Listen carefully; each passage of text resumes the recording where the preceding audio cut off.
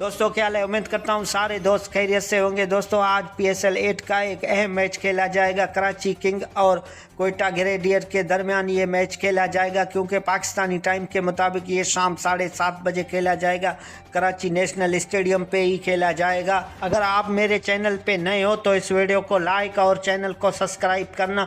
दोस्तों वीडियो की तरफ बढ़ते हैं। अभी तक ये दोनों जीत के प्यासे हैं, क्योंकि कराची किंग ने अभी तक 2 मैच खेले हैं और दोनों में शिकस्त का सामना करना पड़ा। कोयटा ग्रेडियर की बात करें तो कोयटा ग्रेडियर ने भी 1 मैच खेला हुआ है, उसी में कोयटा को शिकस्त का सामना करना पड़ा।